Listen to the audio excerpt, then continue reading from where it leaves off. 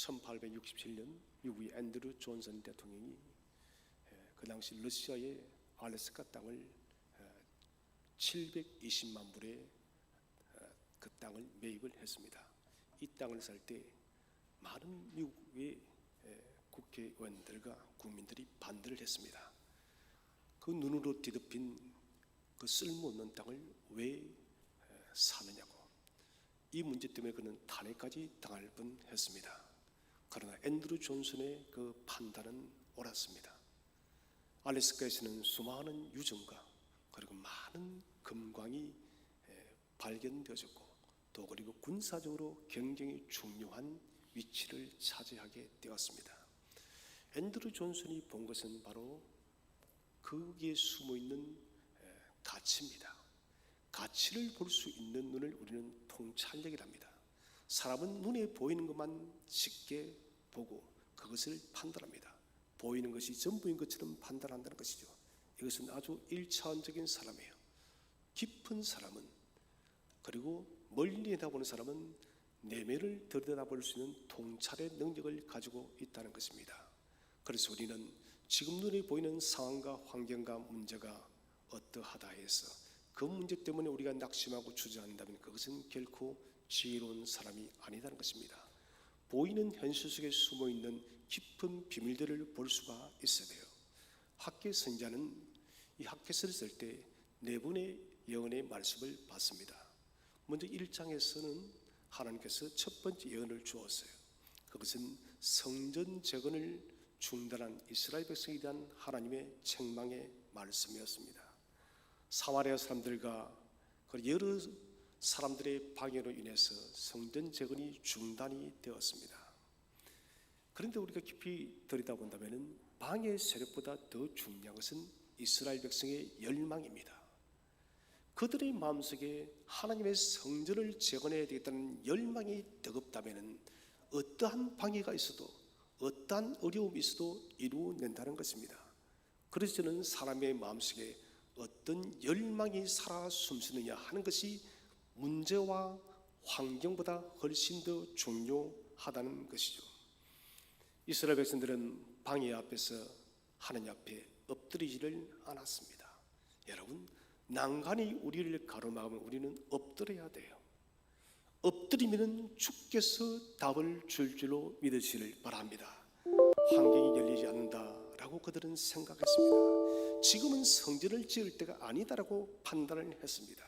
지금 할 일은 집을 짓고 농사를 짓는 것이 더 급한 일이라고 그들은 판단했습니다. 그러나 하나님은 이 일을 기뻐하지 않았어요.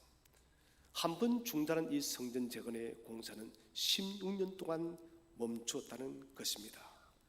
무엇보다도 그들이 열심히 일을 했지만 하나님이 복을 주지 않았습니다. 하나님, 여기에는 여러분 중요한 영적인 원리가 있다는 것입니다. 우리가 하나님의 일들을, 하나님 나라의 일들을 제껴두고 우리의 일들, 우리가 붙든 그 일들만 몰두한다면 하나님은 우리의 생업에, 우리의 산업에 길을 열지 않습니다. 언제나 그리스도인들은 하나님 나라의 일이 먼저 우선시 되어야 된다는 것입니다. 오늘 본 말씀은 이스라엘 백성이 성전을 재건하고 난 뒤에 다시 16년 만에 다시 재건하고 27일 정도 지나서 하나님께서 학계에게 주신 말씀입니다. 자, 이들은 성전을 재건하면서 낙심이 찾아왔습니다.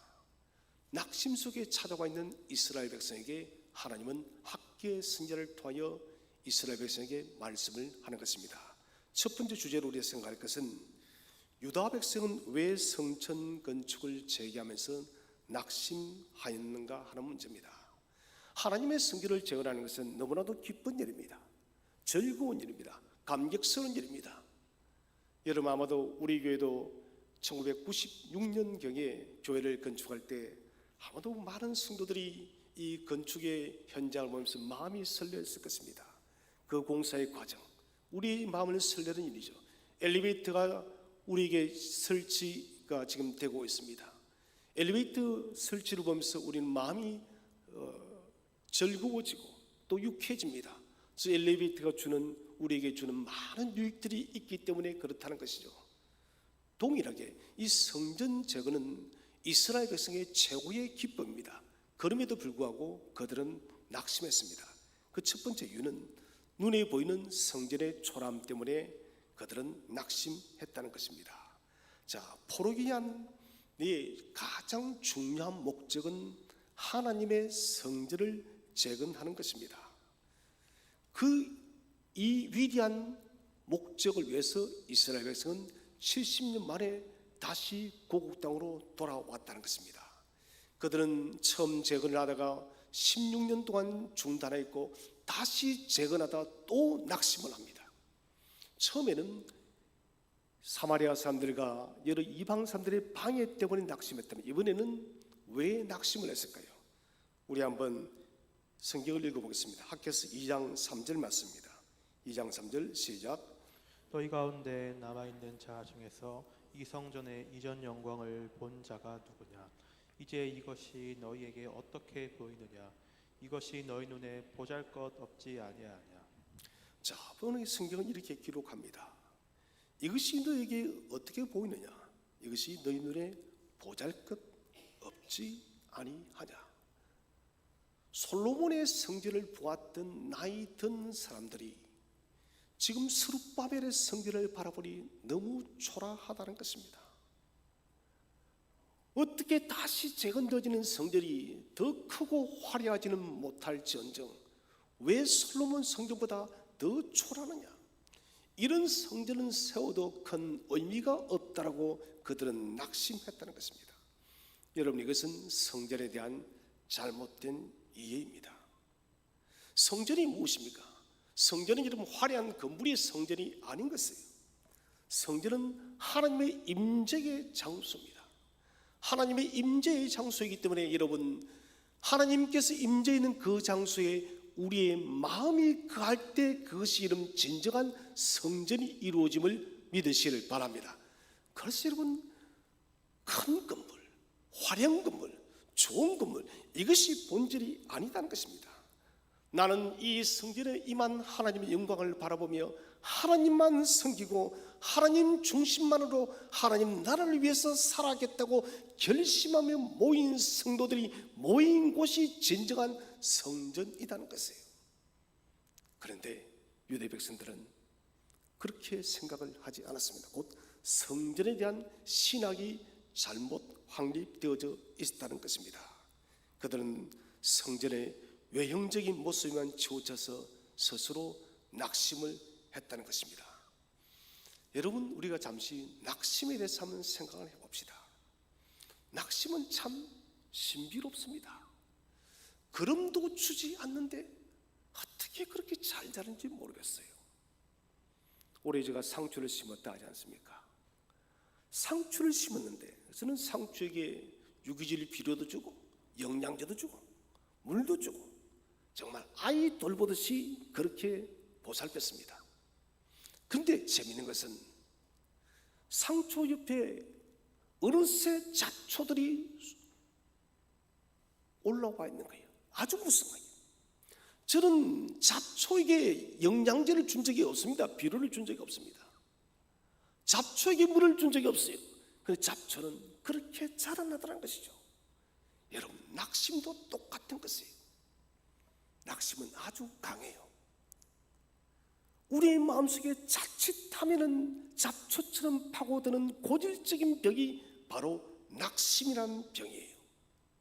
사탄은 자신의 목적을 위해서 가장 많이 쓰는 두 가지가 있습니다. 그 첫 번째는 교만병입니다. 사람의 마음을 교만케 하는 거예요. 교만은 멸망의 선봉장이 됐습니다. 사람이 교만케 해서 멸망케 합니다. 또 하나는 반대입니다. 초라함 때문에 낙심하는 것입니다. 나 같은 인간이 무슨 쓸모가 있겠는가? 나는 아무리 노력해도 되지 않아. 내 인생은 이렇게 어렵고 꼬이고 풀리지 않아. 나는 이런 작은 사람이야. 스스로를 자꾸 평가절하는 것이에요. 주인이 먼 곳으로 떠날 때 종들에게 달란트를 맡깁니다. 1달란트, 2달란트, 5달란트. 2달란트 받은 사람도 그 달란트를 가지고 장사를 해서 2달란트를 남깁니다. 5달란트 받은 사람도 그 달란트를 가지고 장사를 해서 5달란트를 남겼습니다. 그런데 문제는 1달란트 받았던 사람입니다. 이 사람은 그 달란트를 땅에 묻어두었습니다. 이 사람이 달란트를 땅에 묻어둔 여러분, 가장 근본적 이유는 비교심리입니다. 주인은 나를 평가절하하는 것 같아. 왜 나에게는 1달란트 맡기고 저 사람에게는 2달란트, 저 사람에게는 왜 5달란트를 맡기느냐고 자꾸 비교하니 자신이 초라해지는 것입니다. 그리고는 주인에 대한 악한 마음까지도 들어졌다는 것입니다. 여러분, 비교심리는 아주 무서운 것입니다. 주인 대신 예수 그리스도는 저와 여러분에게 가장 적합한 달란트를 맡기심을 믿으시길 바랍니다. 여러분의 달란트가 작다고 생각하지 마십시오. 1달란트 그거 소중한 것이에요. 여러분, 2달란트도 소중한 것입니다.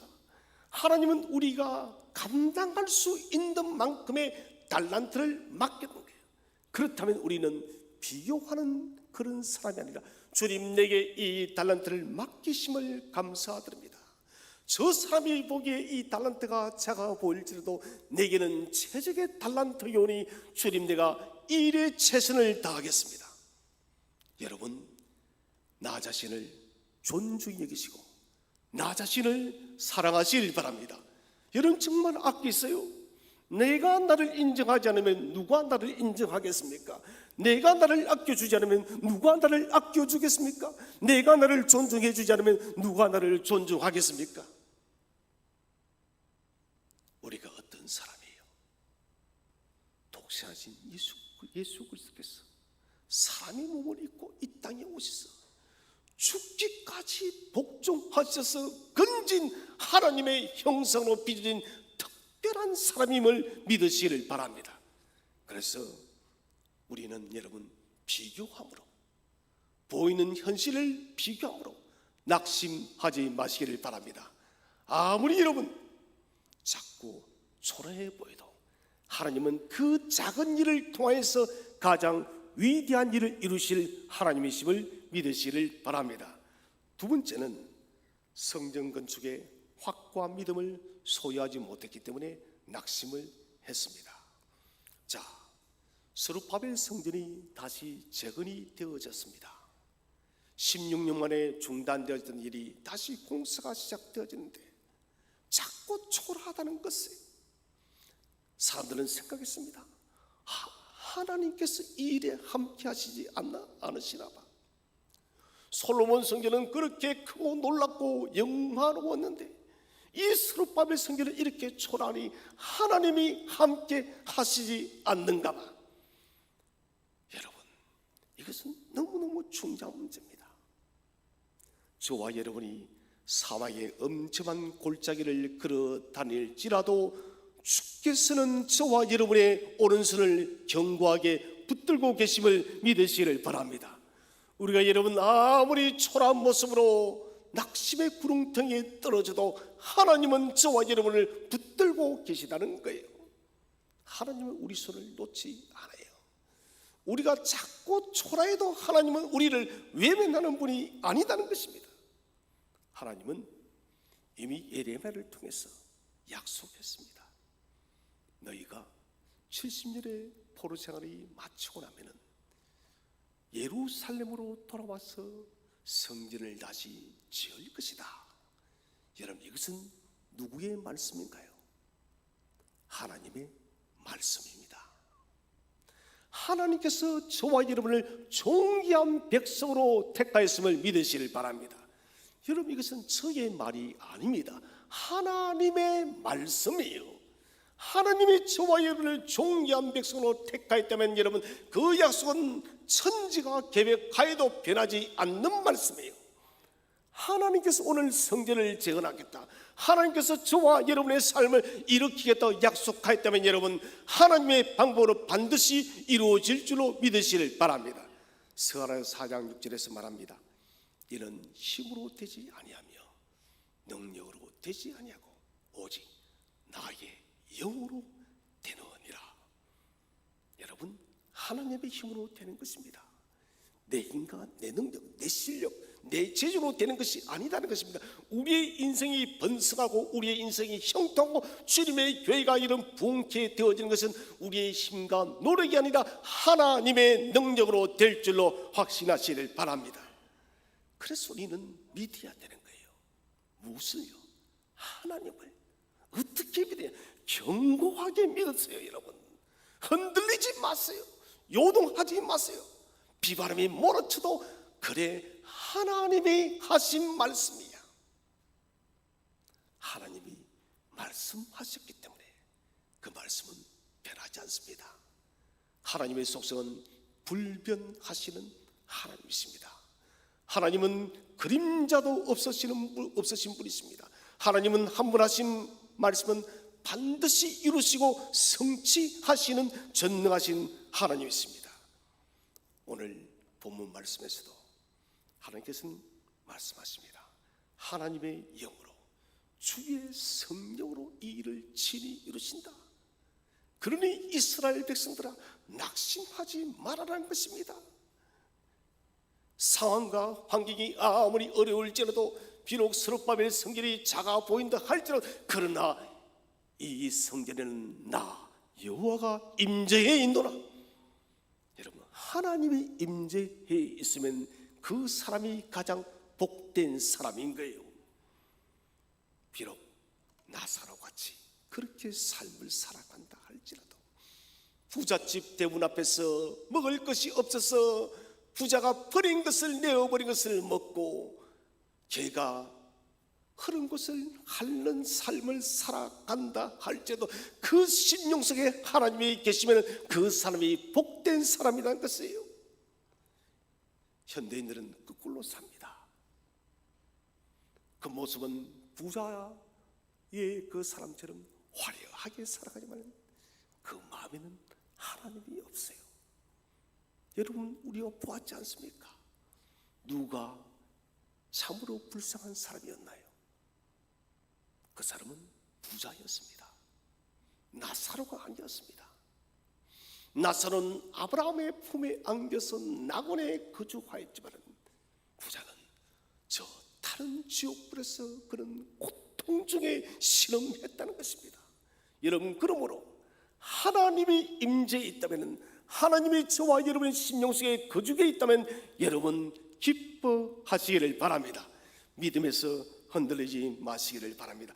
전능하신 하나님께서 당신의 영으로 직접 행하지 못할 일이 무엇이겠습니까? 여러분, 오늘의 삶이 아무리 고단하다 할지라도 하나님이 작정하시면 오늘의 이 인생을 역전시킬 줄로 믿으시기를 바랍니다. 하나님이 하시면 바꾸시는 거예요. 눈에 보이는 것, 이것이 어떠하든지 하나님 앞에서는 아무런 상관이 없습니다. 우리가 말기암하면은 이제는 끝이 났다 생각합니다. 이 사람은 사형 선고를 받은 사람이구나. 여러분, 그러나 중요한 법칙이 있어요. 하나님이 말기암 같은 환자일지라도 하나님이 손을 터치하면 그 사람이 새롭게 일어날 줄로 믿으시길 바랍니다. 어떠한 인생의 깊은 수렁에 빠져 있어도 하나님이 터치하느냐 하나님이 터치하지 않느냐, 이것의 차이인 거예요. 오늘 이스라엘 백성에게, 저와 여러분에게 말합니다. 사랑하는 주의 자녀들아, 너희는 보이는 그 현실이 작고 초라해도 낙심하지 말아라. 내가 너희의 인생을 만지고 있다. 내가 너희의 인생길을 인도하고 있다. 내가 너희의 길을 이끌어 줄 것이다. 여러분, 하나님이 약속하시면 된 것이에요. 반드시 우리는 그날을 보게 될 줄로 확신하시길 바랍니다. 오늘 우리 학개서 2장 4절을 한번 읽어보도록 하겠습니다. 2장 4절 말씀 시작. 그러나 여호와가 이르노라. 스룹바벨아 스스로 굳세게 할지어다. 여호사닥의 아들 대제사장 여호수아야 스스로 굳세게 할지어다. 여호와의 말이니라. 이 땅의 모든 백성아 스스로 굳세게 하여 일할지어다. 내가 너희와 함께 하노라. 만군의 여호와의 말이니라. 아멘. 하나님은 참 좋으신 분이세요, 여러분. 오늘 이스라엘 백성들이 이렇게 믿음이 흔들리니까 2장 4절에서 스스로 굳세게 갈지어다. 한 번이 아니에요. 두 번이 아닙니다. 세 번이에요. 이것은 완전수예요. 이스라엘 백성과 스룹바벨아 모든 백성아 여호수아야 너희는 스스로 굳세게 할지어다. 사랑하는 샘터교의 성도들아 너희는 스스로 굳세게 할지어다.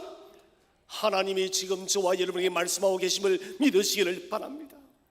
우리의 삶에 걸어가는 인생 걸음이 여러분 살아오르는 판을 걷는 인생이라 할지라도 주님이 우리의 마음을 견고하게 하시고 주님이 저와 여러분의 인생을 붙들고 계심을 믿으시기를 바랍니다.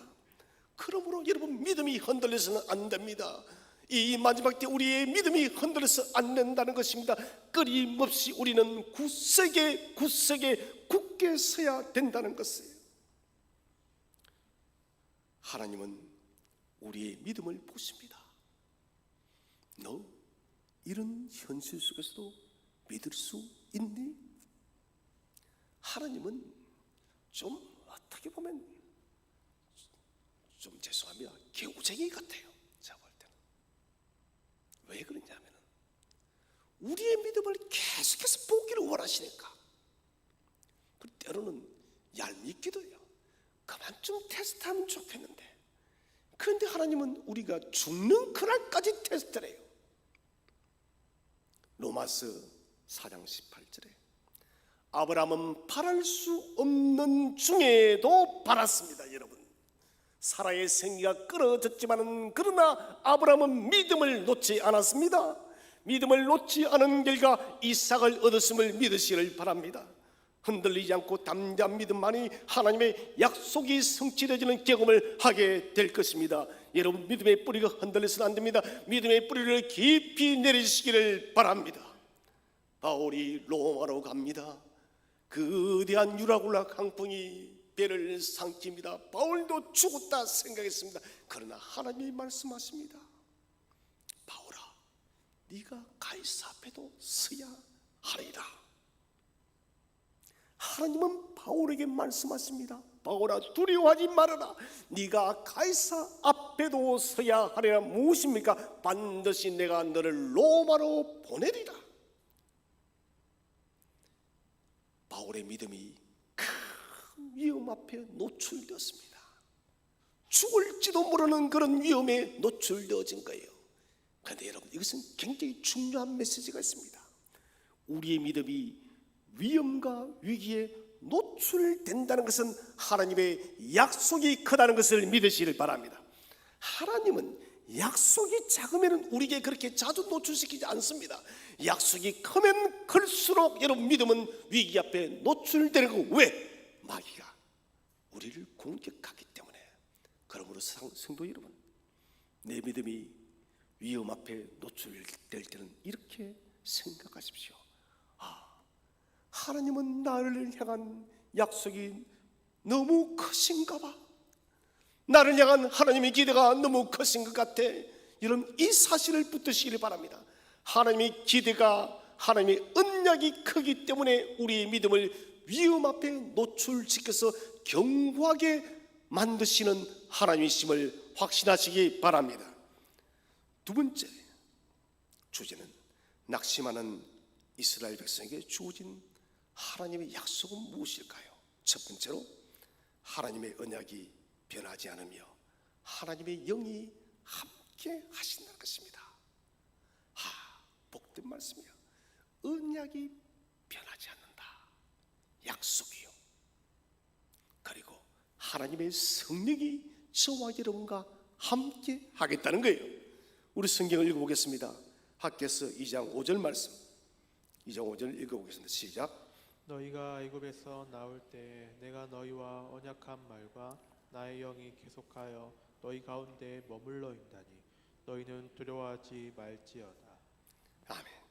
너희가 애굽에서 나올 때 내가 너희와 언약한 말과. 하나님은 시내산에 칠이 강림하셨습니다.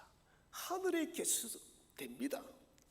하나님 무소부재하신 분이신데 하나님께서 여러분 친히 시내산에 강림하지 않고 하늘 보좌 우편에 하나님 보좌에 앉으시고 이스라엘 백성과 언약을 체결해도 됩니다. 그러나 직접 시내산에 강림하신 하나님, 이것은 우리에 대한 사랑입니다. 우리와의 만남과 교제를 기뻐하시는 하나님이세요. 그리고는 이스라엘과 언약을 체결하십니다. 특별히 출애굽기 19장 5절은 유명한 말씀이죠. 너희는 하나님의 소유가 될 것이며 하나님의 백성이 될 것이며 거룩한 제사장 나라가 될 것이다. 이 약속을 하나님은 이 포로 생활이 끝난 이 시간도 파기하지 않았다는 거예요. 동일하게 저와 여러분을 십자가의 위대한 구속의 피로 건지신 우리 하나님은 저와 여러분을 하나님의 소유가 되게 하셨고 하나님의 백성이 되게 하셨고 거룩한 백성이 되게 하였음을 믿으시기를 바랍니다. 거룩한 제사장으로 삼으신 하나님이에요. 그리고 하나님은 말씀하십니다. 하나님의 신이 하나님이 여기 너희와 함께 계속하여 머물러 있을 것이다. 변함없는 언약만으로도 충분합니다. 그런데 하나님은 더 적극적으로 당신의 영을 저와 여러분의 심령 속에 두고 계십니다. 보혜사 성령이 지금도 저와 여러분의 마음을 두드리고 계시며 보혜사 성령이 저와 여러분의 심령과 모든 범선을 지키고 있음을 믿으시기를 바랍니다. 완전한 보호를 약속합니다. 그러므로 성전적은 두려워하지 말아라. 그러므로 너희의 인생 걸음걸음을 두려워하지 말아라. 너희의 교회의 암들을 두려워하지 마라. 내가 너희를 통하여 반드시 부흥의 역사를 써나가리라. 하나님은 그 약속을 하고 있는 거예요. 저도 목사인지라 마음이 초조해지기도 하고 하나님 부흥의 빛이 잘 보이지 않아요. 하나님 과연 당신의 부흥이 이 마지막 때에 찾아올까요? 그런 낙심의 마음들이 한두 번 떨어질 때가 아닙니다. 그러나 주님은 말씀하십니다. 언약의 하나님은 약속의 영을 우리에게 두어서 당신께서 하신 그 약속을 반드시 성취할 줄로 믿으시기를 바랍니다. 세상 끝날까지 주님은 우리와 함께 하십니다. 하나님의 영이 오늘 저와 여러분과 함께하고 있는데 여러분 우리가 무엇을 못하겠습니까? 여러분 다 할 수 있습니다. 엘리베이터 공사도 난간이 많습니다. 그러나 여러분 주의 열심히 하나님의 열심히 이룰 줄로 믿으시기를 바랍니다. 하나님께서 이루시는 거예요. 현장의 업무를 감당하는 분들은 많은 스트레스와 또한 때로는 낙심과 또는 지침이 찾아오며 그러나 힘을 내시기 바랍니다. 주께서 힘을 줄 줄로 믿으시기를 바랍니다. 반드시 이루시는 거예요. 주님께서 성천할 때 세상 끝날까지 너희와 함께 하리라. 이 말씀을 붙들고 제자들이 모여서 기도하였을 때 오순절에 성령이 임합니다. 여러분 오순절에 성령이 임했을 때 무슨 일이 벌어지나요? 모든 사도들과 제자들이 뜨거운 불을 아는 것처럼 그들은 나가서 주의 복음을 담대히 전합니다. 어제 유튜브 동영상에서 그런 영상을 봤습니다. 12사도의 마지막. 여러분 밤모섬의 사도 요한을 제하고 11사도는 모두가 순교를 당했습니다.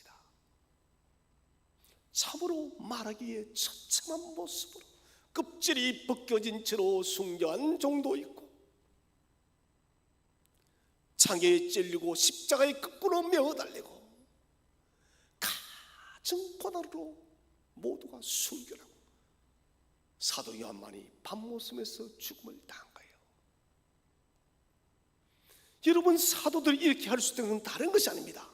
세상 끝날까지 함께 하시는 하나님의 성령으로 그렇게 한 줄로 믿으시기를 바랍니다.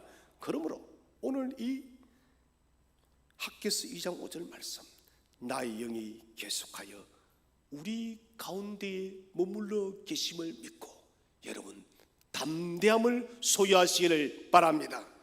두 번째로 천지를 진동시키며 영광으로 가득 채우리라 약속을 합니다. 우리 한번 성경을 읽어보겠습니다. 6절 7절 말씀입니다. 6절 7절 시작.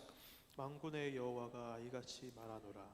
조금 있으면 내가 하늘과 땅과 바다와 육지를 진동시킬 것이요 또한 모든 나라를 진동시킬 것이며 모든 나라의 보배가 이르리니 내가 이 성전에 영광이 충만하게 하리라. 만군의 여호와의 말이니라. 아멘. 내가 하늘과 땅과 바다와 육지를 진동시킬 것이며, 여러분 실제적으로 역사적으로 이런 일이 벌어졌습니다. 하나님은 말씀하시면 행하시는 분이세요. 페르시아의 그 당시에 캄비세스 2세를 죽여버립니다. 하나님이 캄비세스 2세를 죽여버리고 다리오 왕을 즉위케 합니다.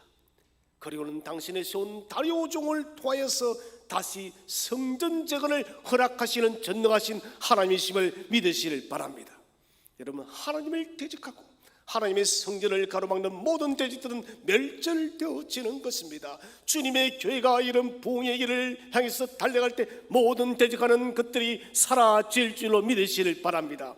우리 인생길을 가로막는 모든 악한 것들이 사라질 줄로 믿으시길 바랍니다.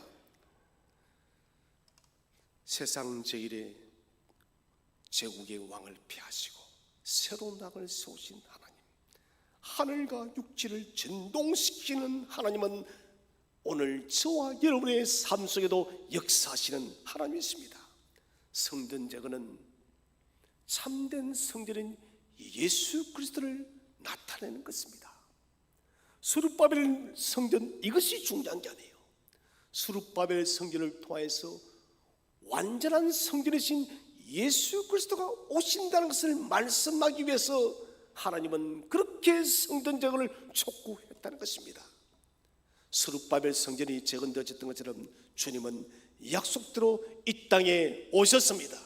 참된 성전이 되어주셨고 이제는 우리가 예수 안에 거한 참된 거룩한 성전이 바로 저와 여러분인 거예요. 그래서 우리는 하나님의 거룩한 성전입니다. 7절에 말합니다. 내가 이 성전의 영광이 충만하게 하리라. 하나님께서 성전이 건축된 이후에는 영광으로 충만하게 하시겠다고 말씀을 하십니다. 이것은 스룹바벨 성전이 재건됐을 때 그렇게 역사하셨고, 궁극적으로 주님께서 이 땅에 오셔서 당신이 성전이 되시고 무엇보다도 유대인과 이방인을 하나로 연합하여서 교회를 만들어서 당신의 영광이 충만하게 된 줄로 믿으시길 바랍니다. 여러분, 그래서 성전의 영광의 결정판이 뭐냐? 바로 교회입니다. 여러분, 교회를 자랑스러워하시길 바랍니다. 교회를 기뻐하시기 바랍니다. 교회를 즐거워하시길 바랍니다. 교회를 사랑하시기 바랍니다. 성전의 영광의 결정판이 바로 교회인 거예요.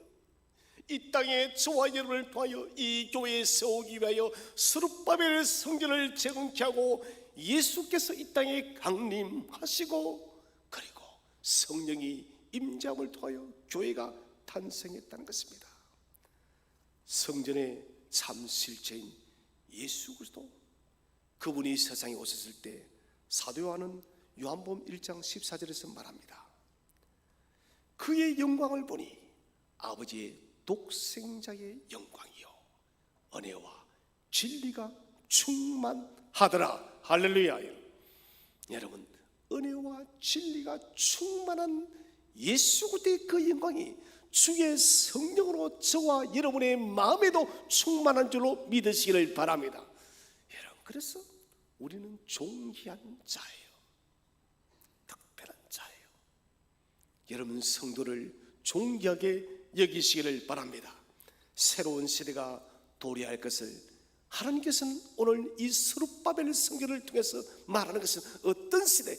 예수 그리스도를 통하여 새로운 복음의 시대가 도래하고 교회의 시대가 도래하고 궁극적으로 예수 그리스도의 재림의 날이 도래할 것을 우리에게 말씀하고 있다는 것입니다. 그래서 이 성전 재건의 건축은 축복의 시작입니다. 오늘 우리의 모습이 작고 초라해 보입니까? 그러나 약속의 말씀을 붙들고 삼위의 길을 걷는 자는 반드시 영광의 길이 찾아올 줄로 믿으시를 바랍니다. 하나님은 영광의 그날까지 우리를 인도해 주는 것이에요. 세 번째 주제는 성전 재건을 통한 하나님의 궁극적인 목적입니다. 첫 번째로, 지금 건축되는 성전의 영광은 이전의 영광보다 크게 하십니다. 우리 2장 9절 말씀을 읽어보겠습니다. 시작. 이 성전의 나중 영광이 이전 영광보다 크리라. 만군의 여호와의 말이니라. 내가 이곳에 평강을 주리라.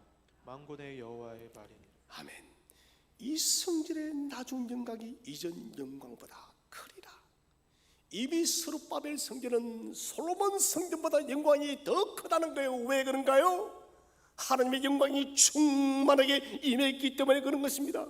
여러분, 성전의 모습은 초라해도 하나님의 영광이 충만하면 그 성전은 빛이 날 줄로 믿으시기를 바랍니다. 특별히 나중 영광은 궁극적으로 가장 마지막의 영광을 말합니다. 가장 마지막의 영광이 무엇일까요? 그것은 예수 그리스도를 통해서 이루어지는 완전한 성전입니다. 우리 한번 성경을 읽어보겠습니다. 요한계시록 21장 22절 말씀. 시작. 성 안에서 내가 성전을 보지 못하였으니 이는 주 하나님 곧 전능하신 이와 및 어린 양이 그 성전이심이라. 아멘. 여러분, 놀라운 말씀이 있습니다. 내가 성전을 보지 못했다. 이는 주 하나님 곧 전능하신 하나님과 어린 양이 성전이 되었음을 믿으시길 바랍니다. 여러분, 그래서 맨 마지막에 성전의 영광이 더 충만한 거예요. 저와 여러분이 이 땅의 삶을 마치고 궁극적인 하나님 나라에 올라갔을 때 우리는 영원한 하나님과 성자 예수의 그 영원한 성전에서 참된 영광을 볼 줄로 믿으시길 바랍니다. 그 영광의 빛이 저와 여러분을 온전케 할 것입니다. 썩어질 몸을 썩지 않게 할 것이고 병약한 몸을 강건케 할 것이고 고통스러운 이 인생에 참된 기쁨과 참된 행복을 부어줄 줄로 믿으시길 바랍니다. 그래서 우리 성도들은 힘을 내어야 되는 거예요. 주님이 참된 성전 되는 그 새하늘과 새 땅, 그날이 지금 오고 있다는 거예요. 그래서 힘을 내세요, 여러분. 용기를 내시길 바랍니다. 마지막 두 번째는 참된 평강을 약속하십니다. 오늘 9절 하반절에 내가 이곳에 평강을 주리라. 평강은 누가 줄 수 있나요? 미국의 대통령이 줄 수 있을까요? 러시아가요? 중국이요? 아니요. 평강은 오직 평강의 본체이신 예수 그리스도만이 우리에게 줄 수 있음을 믿으시길 바랍니다. 하나님의 기쁨이 있는 곳, 하나님의 보호하심이 있는 그곳에 평강이 있는 것입니다. 하나님 안에 거하는 자는 예수의 샬롬을 온전히 받아 누리는 것입니다. 곧 하나님이 저와 여러분의 삶 속에 계실 때 인간에게는 진정한 샬롬이 찾아온다는 것입니다. 그래서 요한복음 14장 27절에도 평안을 너에게 끼친다. 나의 평안을 너에게 주노니. 여러분, 오늘 이 시간 주님이 공급하시는 샬롬을 받아 누리시길 바랍니다. 오늘 주님의 샬롬이 저와 여러분의 근심과 염려와 걱정과 모든 질고를 치료하는 능력이 되기를 주의 이름으로 축복드립니다. 사랑하신 성도 여러분, 우리는 믿음의 길을 걸어가야 됩니다. 때로는 작고 초라한 우리 현실 때문에 주저앉을 때가 있습니다. 그러나 오늘 하나님은 저와 여러분의 약속하십니다. 이전 영광보다 더 크리라. 궁극적인 주님의 날, 영광의 그날을 바라보면서 오늘도 우리에게 주어진 이 믿음의 길을 낙심하지 말고 뚜벅뚜벅 포기하지 않고 크게 용기를 내어서 걸어가는 저와 여러분이 되시기를 주의 이름으로 축원드립니다.